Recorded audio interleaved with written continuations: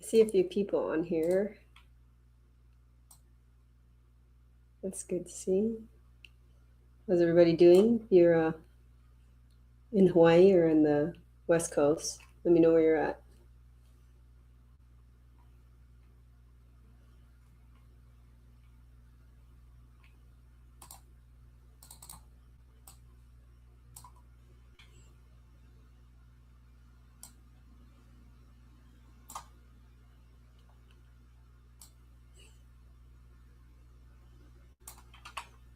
Put something in the chat.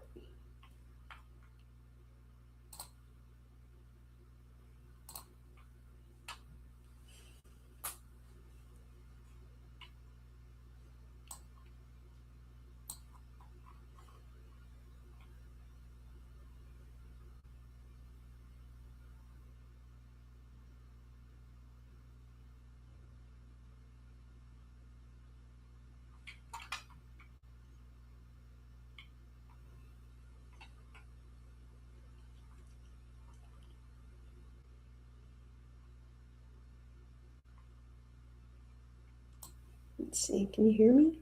You can hear me, right? Tell me if you can hear me. We'll start in about 9 minutes, looks like the time.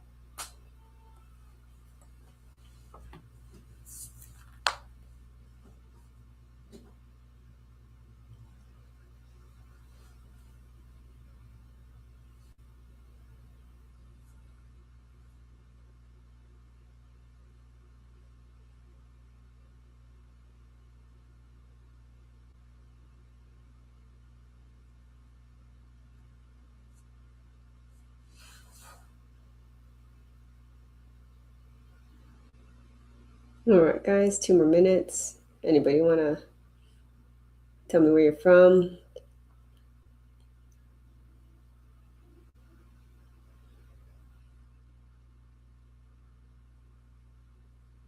You can just throw it in the chat. I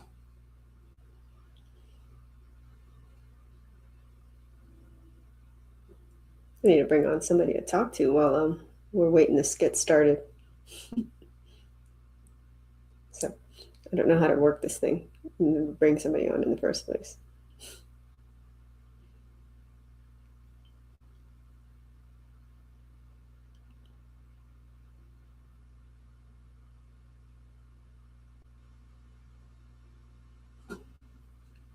All right. Almost at the top of the hour. Let me hide that banner and figure out how to do all this.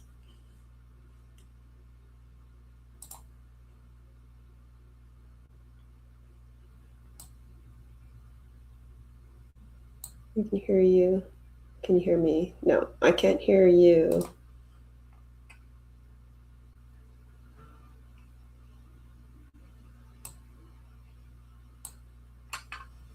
I guess how this works is it just has me talking. You would be able to just talk in the chat. Okay. Well, we'll just get started then. Thanks, guys, for everybody coming in tonight. If you have any questions or anything, it would be drop it in the chat. How this normally works is I'll give you I normally will give you a little insight about me, gives you some a good topic that we get a lot of questions about, and then we go into some Q&A. So so let's just start off with honestly, most people just start off saying thank you, and I really mean it. Like, I believe in time is your most valuable asset, and you decided to spend it here. And I think that really says something about you when you take that time to go out and actively learn and grow and grow yourself in something more. Right? You could be doing just about anything right now, and you decided to be here, and because it takes a lot of work and effort to do something different, to do something new, and to look into something that most people aren't, right? Because most people aren't thinking about making changes. They only kind of like talk about it'd be nice, or they only say like one day it'd be great. But you guys are here actually carving out the time, sitting down, trying to figure things out, and put the effort into doing something different. So for me, I remember being in that place when I first started. It wasn't that long ago, in fact, and I felt like I'd come to these kinds of events, and on top of coming to these events, I had all these other obligations, had a full-time job, kids, right, going to school, doing all those types of things, and it just felt like I was doing everything I was supposed to do, right? I was working hard, I was staying busy, I guess you could say, hanging, trying to raise my kids, handling everything that needs to be done, right? But underneath that, it felt like nothing was really changing. Like I was working hard to get the same results, right? It never felt like I was really getting ahead. Like I was putting all this effort in and not actually building anything for myself. And it was really frustrating, like just what am I doing wrong? Because it's not like I'm doing anything. I'm doing everything, and it's still not seeing that outcome I wanted. So I started looking into real estate, and at first I thought I had found the answer, until it's like real estate. It's the thing that millionaires, all the rich people have. So why not start there, and start, and do what the rich people do, right? And then I actually started looking into it and started working on it and researching and doing my due diligence, I guess you could say. And it's then it just got like chaotic. I was like, oh my God, there was so many strategies, so many options, and everyone that was in whatever thing that they were talking about sounded like, this is the thing, you got to do this. I did this, and it's so great, and it's so easy.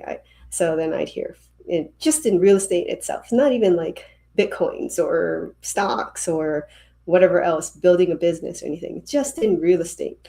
There is like wholesaling, there's flipping, there's Airbnbs and multi-family, all these different aspects of real estate. And I remember thinking, how is anyone supposed to figure out which one of these actually work without messing it up, right? And this is the moment that changed everything for me. It wasn't that the strategy that I chose to get myself to financial freedom. My husband and I were able to get to 90 doors in less than 5 years and be able to quit our jobs. And it wasn't that we suddenly found some aha hidden thing, or we figured out a secret sauce thing that nobody else knew, and we got some sort of crazy insight on something different and new, right? It was just, and it wasn't like I suddenly became a genius and got all the information and the right information for it, right? It was just realizing that I get to pick one thing. I get to pick one strategy and focus in and become an expert in one thing. And if I became an expert in one thing, I'm no longer average in everything or trying to do 100 things at once. And so I picked buy and hold for cash flow, and that's kind of, I stuck with it. Me and my husband stayed with it and didn't move, didn't fluctuate, didn't go shiny objects or anything else, and just picked one thing. And that was the thing that changed everything for me. By saying yes to one thing, I got to say no to everything else. And by focusing in, we moved faster than we'd ever thought possible. So when I tell you this story to explain how these workshops work, how we're going to do these workshops. I'm a firm believer of success comes by focus. And focus when you have focus, you have consistency, you have long-term proof that you can do this. You're going to gain momentum slowly through always sticking with that one thing. Okay, so when we go through a specific topic, I'm not going to talk about everything. I'm going to give you one thing, one aha moment, one situation, one thing that helped me move myself a little bit faster. I'm not an expert in flipping. I'm not an expert in Bitcoins or anything else. So if you're here for any other reasons, I'm a buy and hold out-of-state investor for cash flow. So I could get out of my job and get my monthly steady income coming in month after month after month. That's all I cared about. That's all I learned to do. That's all I'm an expert in. And I will go through one thing that helped me throughout my journey. Okay, so on that, where the topic that I wanted to go through today, as we can go and then we'll go into questions, is basically when I first started off, I didn't know what to do. I'm born and raised in Hawaii, and we lived on a tiny island. And what we had choices was basically wholesaling and flipping on Oahu, because that's what the market produces, right? Cash flow was very hard to figure out. If not, you basically had, average house over there is like $1 million, right? So if you have $1 million property, then you'd need 25% down. So $250,000. You'd end up with a $10,000 mortgage nowadays, something like that. I don't even know the numbers, right? And so then after putting $250,000, which I did not have, for a down payment, I got the honor of spending $10,000 a month on a mortgage. That didn't, but maybe I'd get not even half of that for rent. I don't even know. So then I'd be negative every month. I couldn't float that, right? Even if it was less than that. I don't even know how the math goes. I don't invest in Hawaii, so I wouldn't really know the full numbers. I'm just kind of guessing here. But I mean, just thinking thinking about those numbers though, right? I didn't have that kind of down payment. I don't have the money to go negative for 10, 15, 20 years. So the mortgage can finally get paid down to do what? To sell it and go do, I still didn't have the monthly income coming in, right? So I had to find a different way, and we had to go out of state. That was the only way I saw it possible, because I was always looking for monthly income, and that was the end game. So I wasn't going to do anything else but to find that monthly income coming in. The only way to do that is getting cash flow in properties, and if they don't cash flow in my local area, I had to go look somewhere else. That was the way my logic worked. Okay, so being from Hawaii, the next state over was California, thousands of miles away, right? And that place didn't even cash flow. So I had to go all the way to the Midwest in order for me to find properties that made sense, where I could buy what currently is like maybe $150,000 property to cash flow, that makes about $1,500 in rent, and then they cash flow a couple $100 a month, right? And I could afford that kind of down payment of like, $30,000 to $50,000. It's much better than the $250, and it cash flowed. So it made sense. And when I moved over to that idea, and I said, okay, I get to buy out of state. It took me a long time just to figure that out. But when I did, I said, okay, let's move over to there. What do I do now? I didn't know anybody. I didn't even in Hawaii. We don't really get taught where the states logistically are. So I didn't know where Indiana was the first state I ever bought. I was like, where is that? I don't even know where on the map that is. Let alone I got to find a realtor, contractors, all these other things. I don't even know what I'm looking at. It was very scary, I guess, is the easiest way of calling it. Overwhelming again, right? In how I was thinking. And I want to walk you through my thought process when we first started looking at this. Okay. So I was looking for a done for you, a turnkey property. Okay. Because it felt like, well, I'm starting off and I don't know anything. So this is going to be my safest route. And this is going, I didn't need to build a team. I didn't need to figure out where to go and look for these things. These companies would just tell me, here's the property. It's in a great area. It cash flows this, or it's already done the rehab. Everything is complete. It's like, it is done for you, right? It's completely safe. That's the way I thought of it. And so I was like, I got to go look in that.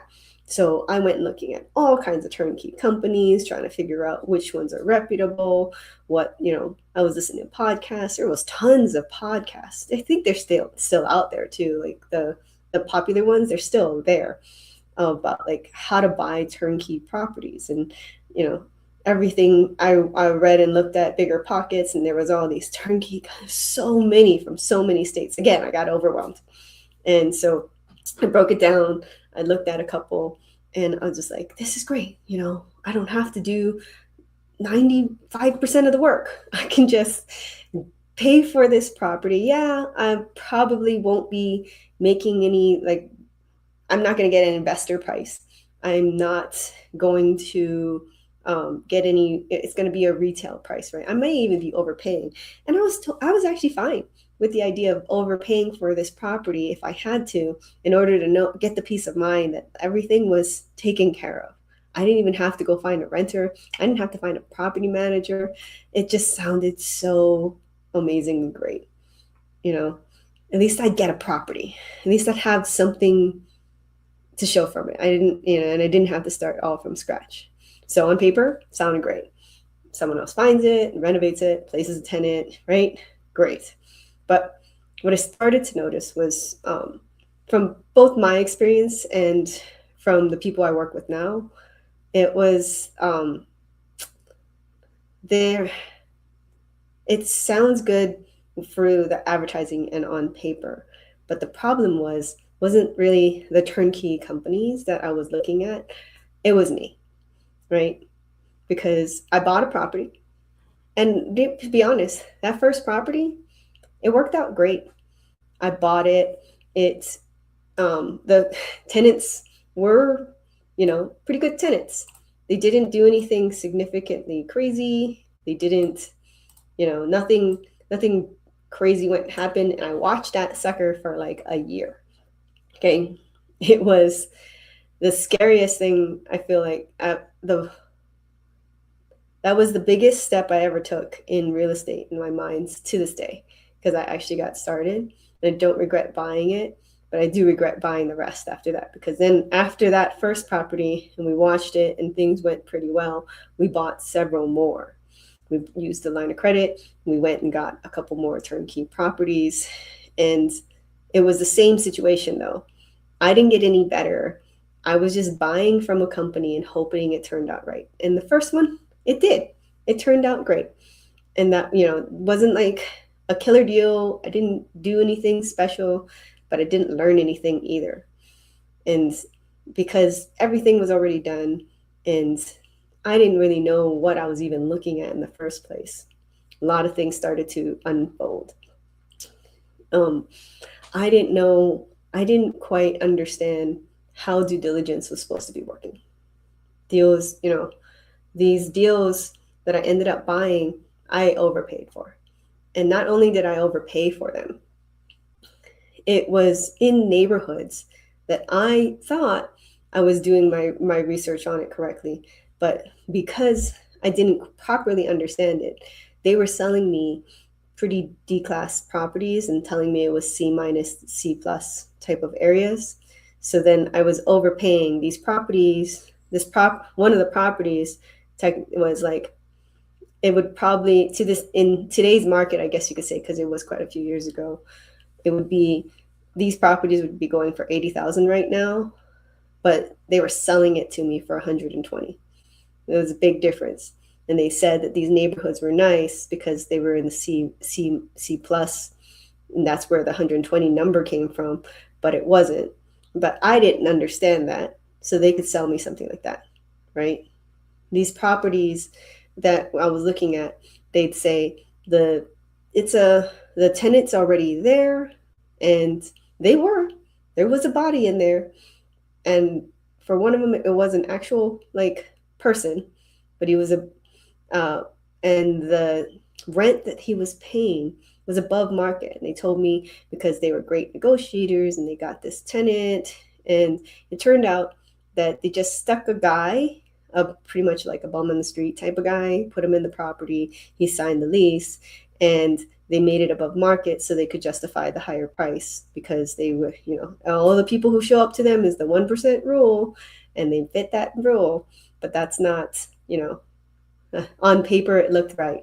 And the minute we closed on that deal, I went to the property manager because it's a turnkey company, it comes with a property manager, and but the property manager wasn't with the company, right? He was associated with them.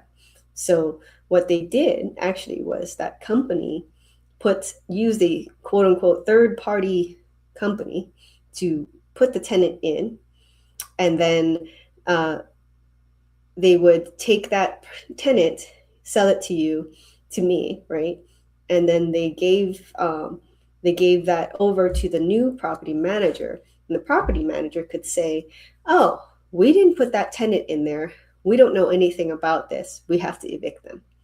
So from day one, no rent coming in, eviction.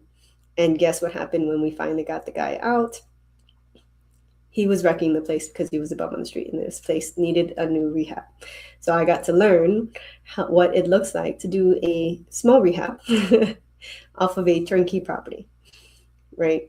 These are just, I'm not saying this happens to everyone, but it did happen to me. And it's because I failed to truly understand what's entailed on when looking at a property, and just assuming, oh, well, they said it's turnkey, so everything must be good. And I just assumed everything would be good, right?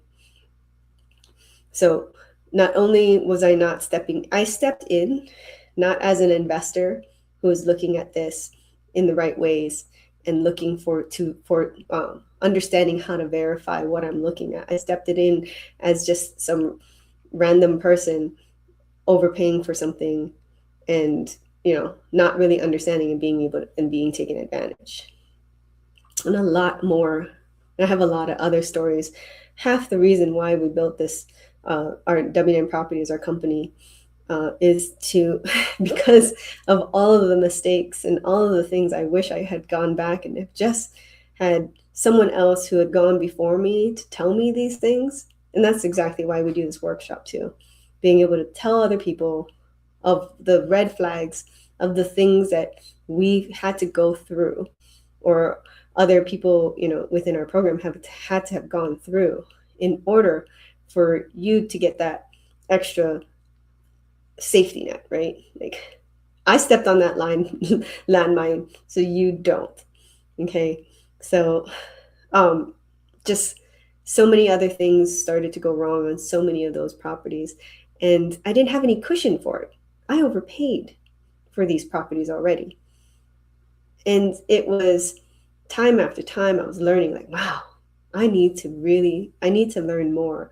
I get to do the work, and I get to learn what it is that I don't know, right? I don't know what I don't know, and I get to learn what those things are instead of just hoping that I just get something right because, it was just the product they said. I have to verify what they were saying. And the beauty of my situation in that situation in particular is my strategy was buy and hold. And so, yes, I had a lot of things go wrong. I overpaid. I had a lot of rehab things, and now I had to what? I didn't have to sell it. I didn't lose the properties. I had to hold them longer. Because what happens in real estate when you're holding a property? Normally, over time, the market, it can go up and down a little bit, but as it's going up and down, the market tends to go up, right? My mistakes get washed away over time because I'm holding a property as long as I can keep it. And that's what we did. Just held on to them a little bit longer. And then we went into working on ourselves. So the difference was after we bought those turnkeys, and it kind of clicked in my head. I didn't know what was normal, what was standard, what was the market, really. I didn't know a lot of things beforehand, and I just bought whatever, right? Oh, even when the property managers, I didn't know what a real maintenance cost was. I didn't know how to lead a real team. They just completely could tell me anything, and I would have just paid for it because I had no idea or didn't know any better, right? So many different things of just thinking that I was being safe for having other people, but really, I was really just being taken advantage of. And so I kind of realized, like, what's more risky here, right?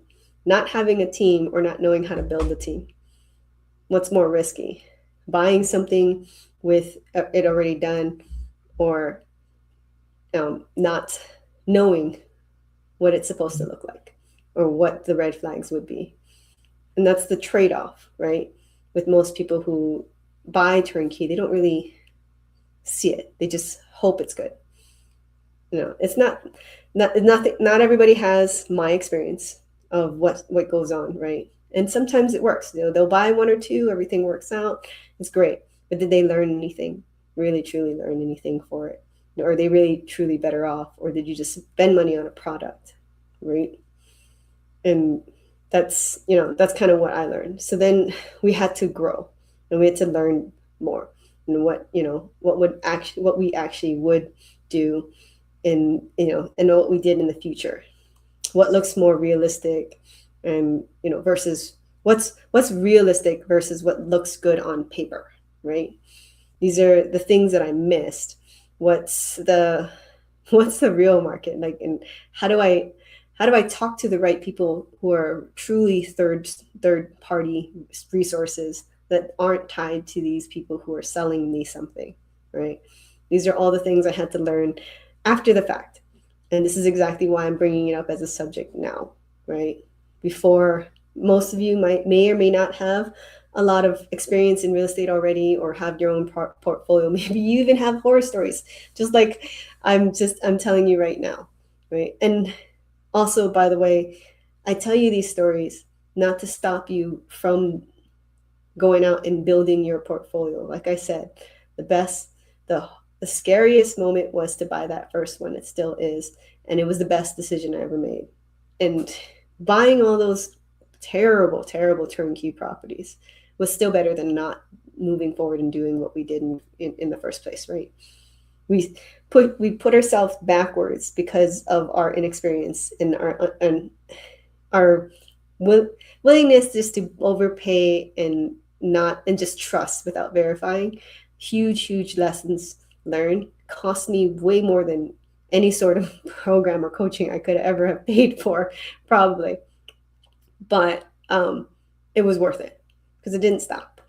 We kept going. We were going to build a portfolio. We were going to do this. It was a step backwards. Now I get to do a leap forward. This is how we decided to look at it, and we get better. So we took those lessons. I teach it now, and we try to help ensure others can avoid those same lessons we ended up learning in a very hard way. So with us, we took a different approach. Instead of handing someone a finished product, right? When we focus on helping people actually understand how to find and evaluate these deals properly. Not so you're doing everything on your own, but so you're looking at an opportunity, you know what you're looking at.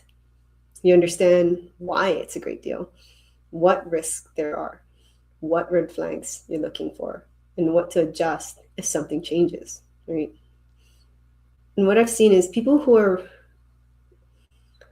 only relying on turnkey usually end up with properties that they basically buy one or two and they stop. And that doesn't really create financial freedom. What creates financial freedom is having that knowledge experience to do it over and over and over again, better and better each time.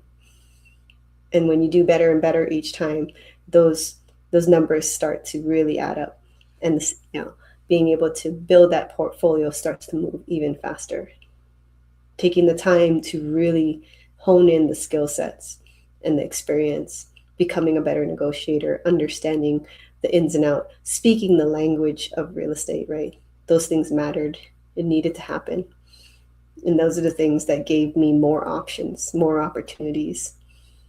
And it keeps going to this day. Much more options, much more opportunities, much bigger deals, much bigger problems, much bigger things I get to solve. So in the end of the day, it really just comes down to what you want long term, right? You can go the route where you don't have to put that much effort into it and just, buy something done for you. It's totally fine. And if just a couple properties, you want to wait a couple years and do the one or two more in 20 years. That was technically my first thought. In 20 years' time, I'd have a couple of them paid off. It's totally fine. Or you can move faster, right? And be better. So that was my main topic for this workshop.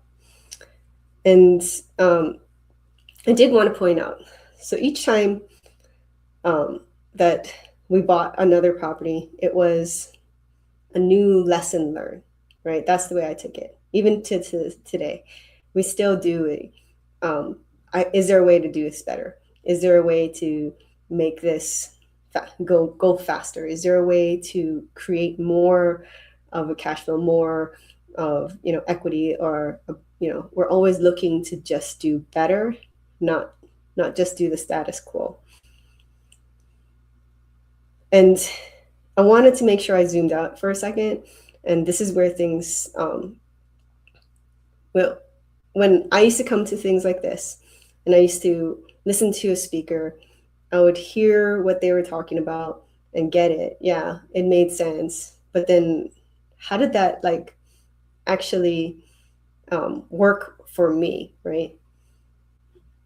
Because it's like, okay, great, that sounds fantastic for you, but my situation might be a little bit different. Now, obviously, I can't speak for everybody, but that's how I felt, at least, right? And where people usually get stuck is, okay, I get this, but you know, you're completely different than me. So how does this apply to my situation?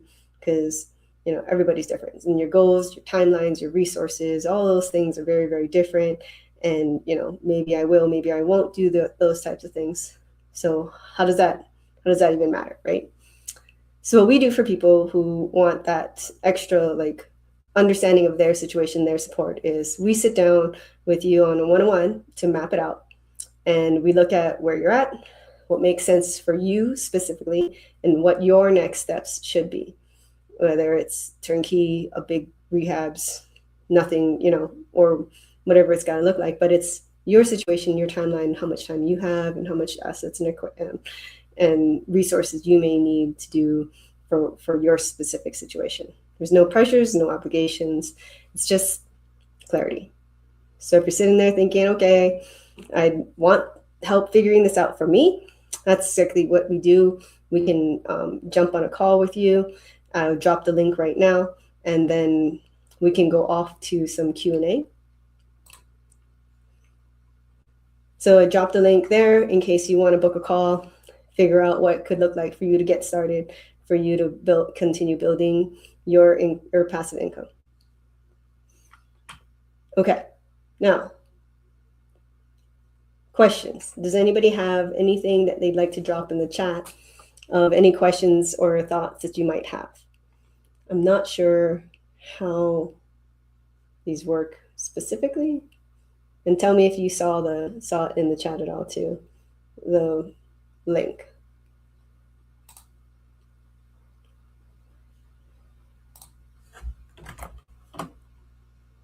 Nope.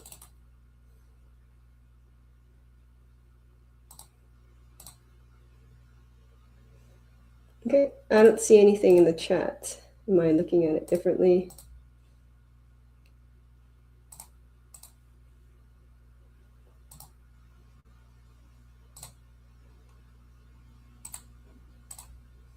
Okay, so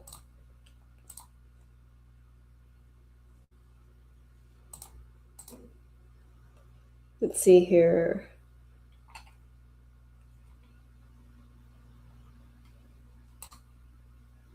Error occurred.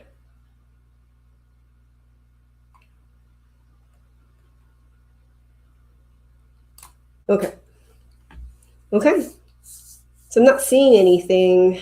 Does anybody want to throw anything in there, ask any questions? It doesn't have to be just about the topic that I was talking about. If you have anything you'd like to ask about I'm, of course, like I said, I'm all about buy and hold, cash flow, out of state. I can talk a lot about a lot of different topics, but that's my expertise. We can talk. I have built me and my husband have built a real estate portfolio of huge rentals, residential properties. Then we've also done duplexes, fourplexes, multifamilies, commercial buildings. You can name it. We've probably bought it. So we've got a lot of different aspects we can talk about. Thank you, Sadie. If you want to throw in other questions too, what was it hard to start up this journey of real estate? Absolutely. Anything worth doing is going to be hard, and that's the way I saw it. And it wasn't that it was hard, because you have to learn the basics first. So it was time consuming, just to learn it, and then being uncomfortable to do something different. So when my family heard what we were looking to do, even my husband, when I first told him I wanted to go out of state to go look at Missouri, look at Indiana, look at Florida, Jacksonville, right? All these places. He's like, where are these places? I can't see, touch, and feel it. So I can't, no, we're not doing that, right? So it was hard to get him on board. It was hard to figure out how we're going to keep growing. It's, and especially the fact that it's not something we're normally taught. That was the whole point for us too. of why we do what we do now. Nobody gets taught this stuff, right? It's not like you go to you get raised by your parents love you and they want the best for you, but that's all they know, right? Get a job, maybe go to school, get a job, retire when you're 65, and let the take some social security and then you're good. But we didn't want to wait that long, so we get to do something different. And nobody taught us how to do this by time to be able to retire before we were 35. Who teaches that? So yes, not only is it hard, it's hard to find the right guidance and support as well. And is it worth it? 100%. Because now I get to spend my time doing what I want to do. I can spend I don't have to pay a babysitter to have them raise my children. I can be there for them. I don't have to decide if I'm going to pay for one thing or pay for the other because I can't afford both. I can look at it and say that which one gives me more value, or I can have both of them just because I can, right? The options. Those are the things that makes all the hard worth every moment. Is it possible to start without cash flow? How do you find investors? Okay, so I'm assuming what you mean by is like not having cash on your own to buy your first property, because in our strategy, you always want to start with cash flow. And for us, it's not that it doesn't have to cash flow hundreds of thousands of dollars in any way. What we mean by that is we want to be in positive cash flow, even if that means $50. I want to be in positive. Because what I don't want is to buy that Hawaii property where I had to put $250,000 down just to have the honor of paying an extra $2,000, $3,000 a month for it.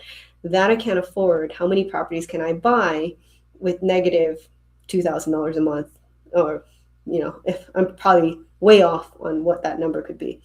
But even if it was a negative, I don't know, $200 a month, how many properties can I buy in the negative before, and how long do I have to wait before I can finally do something with it? And what would you end up doing? You end up holding that and taking the negatives for 10, 15, 20 years, continuing to work your job, continuing to put money into it. I don't want to wait that long. So everything we buy needs to cash flow. Now, how do you find investors? And for us, we always believe in, if you don't have experience, you have to rely on trust. Okay. So what I mean by if you're looking at a business, right, and they don't have any past history, then they better have been your uncle or your auntie, right? You have to trust them and have a past experience with them that that you've seen them do other things over and over and over and be successful with it. And they showed you their work ethic, so you would trust them, right? That's the idea. So if you want to start off and you don't have any money of your own, I'd look to the people who love you and supports you and believes in you, and to have them come along with you for that ride. Come along with your journey to get not your financial freedom too, but theirs as well, right? That's the idea with it. I had a call already and I wanted to ask, after purchasing the mentorship, do you help with finding financing for the first property? So that's great. I'm glad you got to talk to someone about what we do and how we help. And yes, our community is all about, that's the beauty of what we have, right? We have a community. And the community is there to support each other. We're like-minded individuals. We all have one focus for buy and hold out of state. We don't do 10,000 different things. We do one thing. So, of course, because we're all looking at the same things, we're looking at the same types of financing. We're all looking at the same types of ideas of what we're looking for. We're going to have the same types of team members that we're going to recommend to each other, right? Because that's what a community will do. When you have like-minded people, and you're going to get lots of recommendations. I personally have my own teams in several different states that we, since we're using them, go ahead and let them, but those are things that we actually talk about too. How much money do you need to start your first property, or do you have financing companies that work with you? There's a lot of different ways to find your first property, right? You can start off with turnkey. You can buy a creative financing deal. You can you can raise the money and buy all cash. You can, there's just 1,000, even within our specific strategy, there's 1,000 ways to buy a property. But are you the type of person who can implement it? Do you have the abilities to think more than just one way, right? CJ, my husband, loves to talk about, it's not finding a deal, it's creating a great deal. And if you are good enough to create that deal and see what others don't see, to create what others can't see, right? That's what you're really looking for. You want that knowledge, that experience, and that ability to be able to create a great deal. That's what we really want you to walk away with, right? Because nobody can take that away from you. They can take your properties all day long, and then you can go and buy 100 more, right? How much do you need? Oh, no. Also, what does the mentor not help with? Like I said before, I'm a buy and hold out of state investor. That's what I focus on. That's my expertise. I'm not going to teach you anything else, because although I know a lot of different topics, that doesn't make me the expert in it, and I wouldn't want to focus in on anything else, because I'm a firm believer that that is the thing. The one thing that made me successful was focus.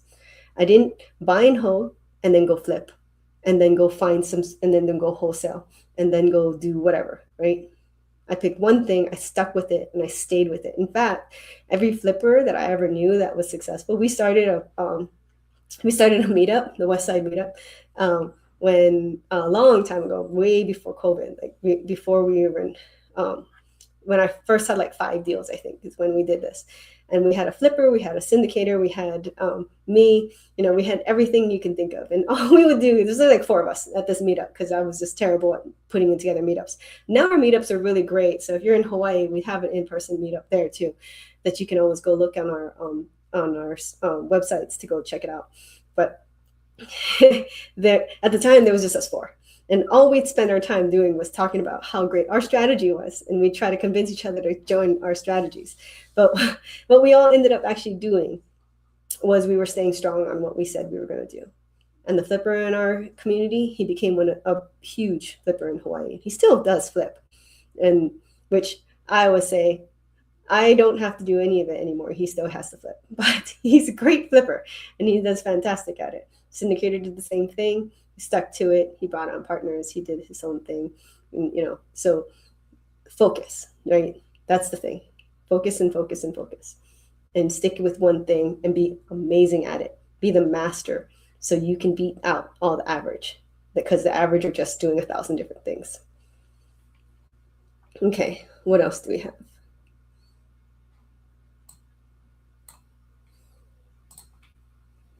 I probably should get more help next time, because I lost my spot. And if I'm going to drop the link again just to be sure. Okay, I had, what's the biggest red flag and then green flag with a property you or your clients look at? Okay, big red flags for me, is it too good to be true? That's one of the things, right? I'm a firm believer in, when looking at properties, I'm going to go more quantity. I want to look at as many properties as possible and put out as many offers as we can. And then we're going to see, right? We're going to see what lands. We're going to see who responds. We're going to see what it's going to look like. So lots and lots, you just big wide net, right? And then red flags we're going to look for is if it looks too nice, to be honest, is one of my big red flags. That's just, especially when you're buying out of state, they can just take a good angle of a picture, right? So then it's like, wow, what's really wrong here? Or, there's something, I got to be missing something.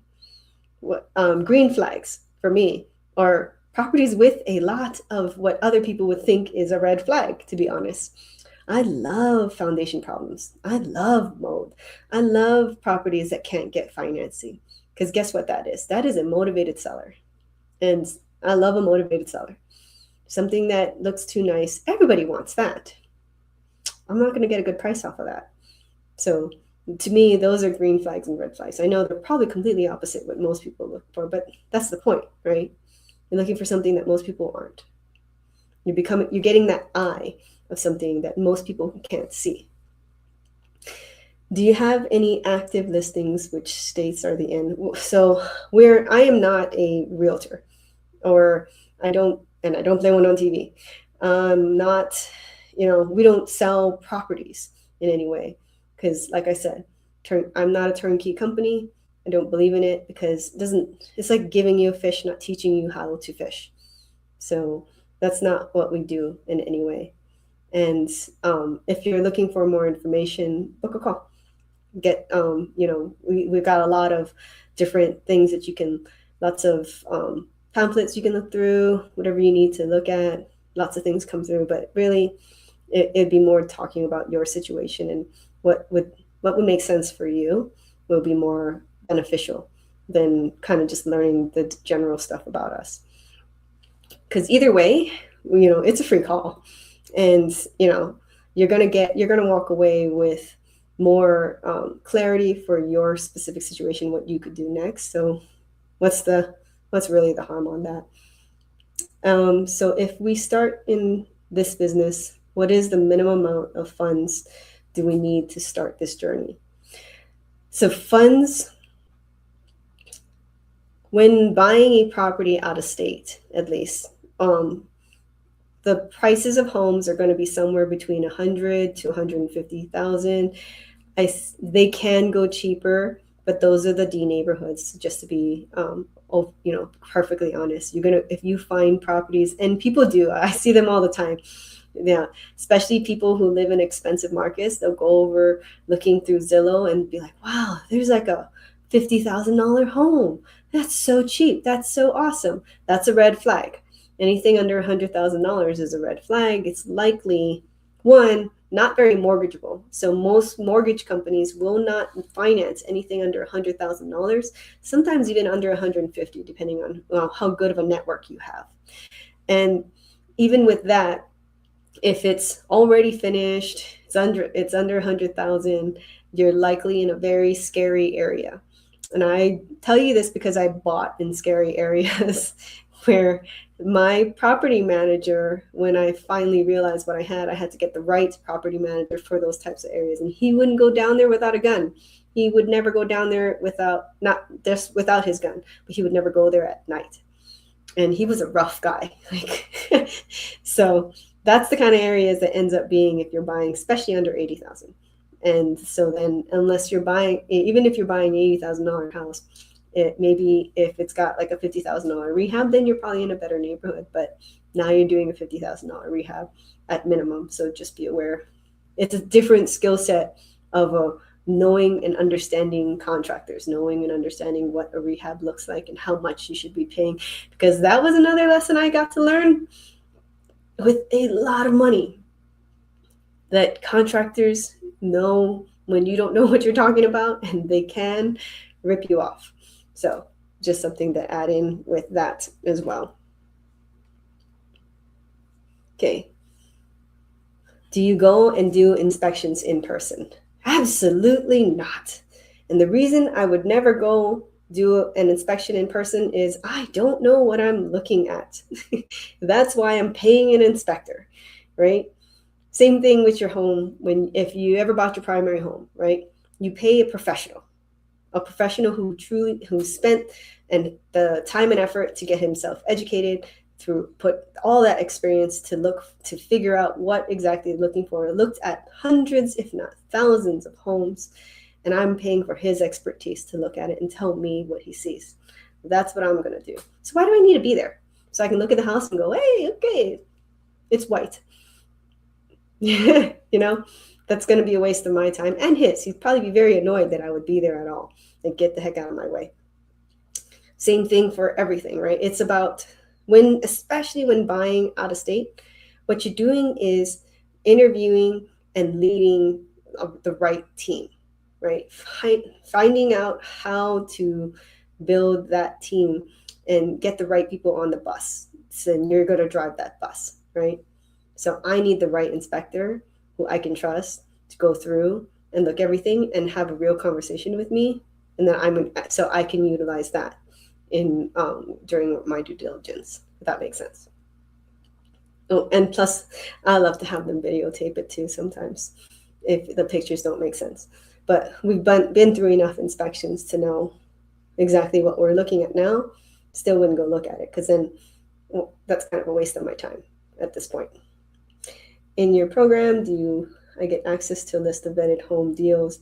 So again, first thing for how we do things, I want you to know how to fish. So I hate the words vetted homes because that means that sometimes to me is a red flag of I'm not doing the work. Homes, anybody can look at a home, right? It's who has the right eye to find the gems, who has the right eye to see what other people aren't seeing. And if I give you a property and I tell you it's vetted, you haven't learned anything. You haven't figured out why it's vetted in my eyes, right? That's what I would rather you have. So you can go out and do this over and over again without anybody else. I would never want you needing me, right? You get to do this. You get to know how this is going to work for you and figure out what gets to look like for yourself. And source members, to me, even people who come and bring you like, hey, here's my team, use my team or whatever, which you can totally do it or not with us too, because we just happen to use people right now. I'm a current investor. I will never stop investing. So I have a team, and you can absolutely go and interview them for yourself. But that doesn't, and I, by no means would I want you to say, I would sit here and say, oh, you have to use my team or anything like that, because they may not work for you, right? I have different communication styles. I have different what I'm looking for. Maybe a certain team member is great for small light rehabs, but has no idea how to do a firehouse or tear down or ground up, right? They don't have any clue on what permits are. So every team member is different depending on what you are. My communication style might not fit that person. He think he's a total dick, and then I don't know if I can say that on this thing, but then everything collapses, because if I don't like you or I don't feel like we have good communication, it doesn't matter. Like, he could be a talker and talks on and on, and I hate being on the phone. I just want to get an email and give me the answers, which is my style, right? And so we would not fit. So that's the thing about team members, right? You don't want to just use anyone. You got to use someone who's you're willing to work with. This person is going to be working with you on, some these property managers especially, right? They're going to be taking care of your property. They better have the same, you better have the same ideas and what that property's got to look like, and how you're going to communicate, and how you're going to lead that team member, and how that's going to work. And it may not fit. Not every person will fit. Let's see here. If I had 150K property, and you put down a traditional 20%, what monthly cash flow would you be looking at after all expenses?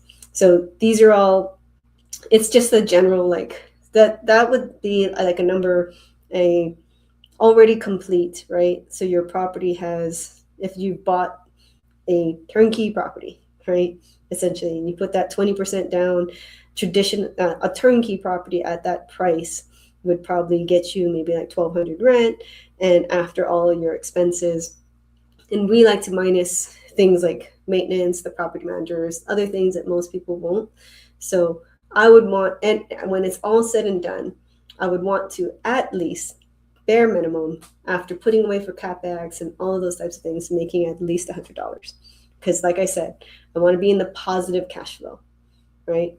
And then I'd have to reassess, like, how much more money do I have to buy something like that I didn't have to put any work, I didn't have to be better, I didn't have to negotiate, I didn't have to do all the things that an actual investor needs to do in order to get multiple deals instead of just one, right? So also thinking about that would be something that you'd want to look at. I give you those numbers because that's like a retail price of something at 150,000 is a normal common number you can find in the Midwest, because most people don't really even know what the number is. Average prices of homes actually are much higher than that, but those are the prices that you want for an investor home.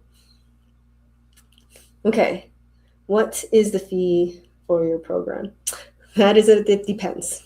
You can go ahead and book a call and find out if you'd like, or it's always, to me, it's not the fees or the price of something. It's what value you're going to create out of it, and is it a right fit for you? Maybe that's the idea behind really figuring out for yourself who's going to be the right person to guide you to where you need to be, right? Maybe we're not it. It's fine. Not everybody needs to be in our, what we do and how we do things. Like I said, we are a buy and hold. Maybe you're not ready for that. Maybe it's not something you want to do. Maybe it's something completely different, and it's totally fine. There's 1,000 different ways to be successful. This is the one way I mastered and became successful for me. That's it, right? We've got to figure out what that looks like for you. So to me, it's not about a fee. If I could go back, I would pay my fee 10 times over, and it would have still saved me more than what I made, the mess I made out of all the first properties that we did. And it's probably why I still pay for a lot of mentorships now, because I have that experience. But because I see it as an investment, it's what return am I going to make out of this? So that's the way I see any sort of pricing for any sort of programs that I join is, am I going to make that back and more? Am I the type of person who will commit to making sure that happens? Am I the type of person who will become the person who can make that 10 times more, right? And if I'm not, and I'm being honest with myself, and I'm not, I'll pass on the program entirely. And if I believe I can, and I believe that I'm committed to making sure it happens, it's always been worth it for me, because I will find a way to make sure it was worth every penny, and then some. I'm still making a return on a lot of programs I joined to this day. How much access do we have to the mentors and not just the community? Oh, it's a one-on-one program for sure. I know there's a lot of programs out there that sell you videos, video recordings or group calls, all that kind of stuff. Yeah, but we have a different approach to things. I don't believe that every scenario is made for each person, right? Everybody's different. Every situation is different. Every property, every buy box, everything you look at is going to be different, because everybody's in a different situation. It's also the beauty of having a community, right? Everybody's in a different situation, so there's no scarcity in that thought process, because you may not be ready to buy right now, but you could certainly be helping your friend, or they may be ready to buy and you're still working on a rehab, right? So then you can tell them what's going on, and because you've gone before them. There's a lot of different things that come with that. So it's a add-on, the cherry on top, I like to say, is the community you get with all the education and all the things that you get to move. But the most important part is the accountability for you, because you're the one who gets to do the work, right? Ultimately, it comes down to you. Final question, because I know we're coming up in time.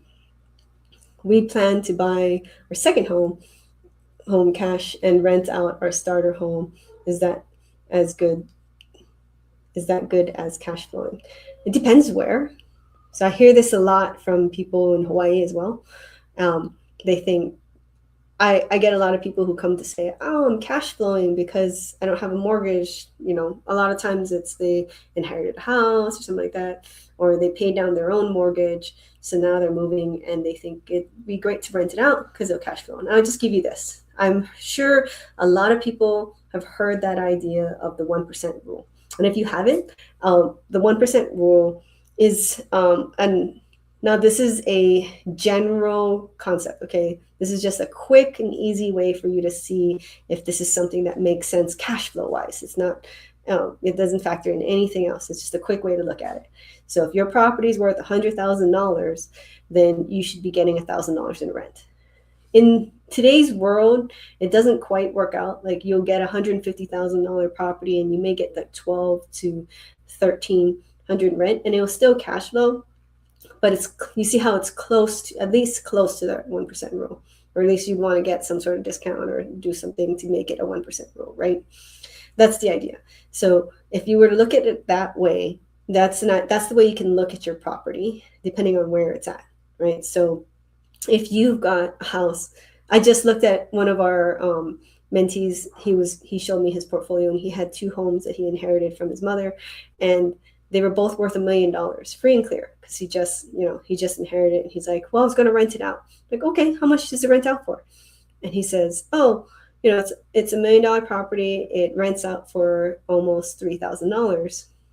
And I was like, well, think about it as a 1% rule, right? So if it's $1 million, you should be getting 10,000 a month, not 3,000.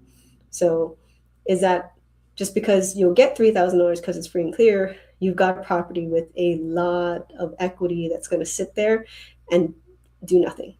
You've got completely dead equity. So it's, you're losing a lot of opportunity, $7,000 of opportunity, if you just take it to the 1% rule.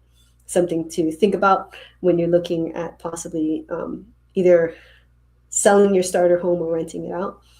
Because your starter home too, especially, you get the tax benefits. Just remember that, right? Because you lived in it and you were living in that home and that was your primary residence, you get that step, $500, I think, for couples, and $250 each for if you're individuals, right? That you don't have to pay the taxes on, of whatever your purchase price plus that $500,000.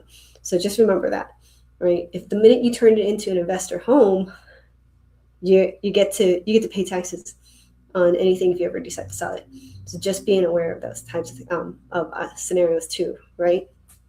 When you're looking to do these types of things. But congratulations on being able to buy your second home.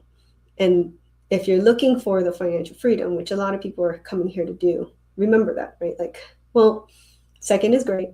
What's the real game plan to launch yourself into third, fourth, fifth, and so on? Okay. How long did it take you to get to that, save up for that second home? So if that's took too long, or you feel like you couldn't do a third, or it would take you 20 years to get that third, maybe looking at other strategies. All right. That's the hour. We do this twice a month. I'm not sure exactly how everybody got the link to this, but we will be doing another on April 22nd. And then if you follow us on Facebook, on WNN Properties on Facebook, we have the next event there for the next workshop. And we will be doing this twice a month. My husband will be doing the next one. And we always look for whatever way we can add value. And if you feel like you want to learn more and you feel like you want to get that conversation, that free call for your own personal roadmap, by all means. But if not, great, just come back to the next one. Well, I'll have another topic and we'll do another Q&A. Bring your questions. I love answering questions. We can answer all day long. It's a lot of fun for me. Okay. You have a great one, guys. See you next workshop.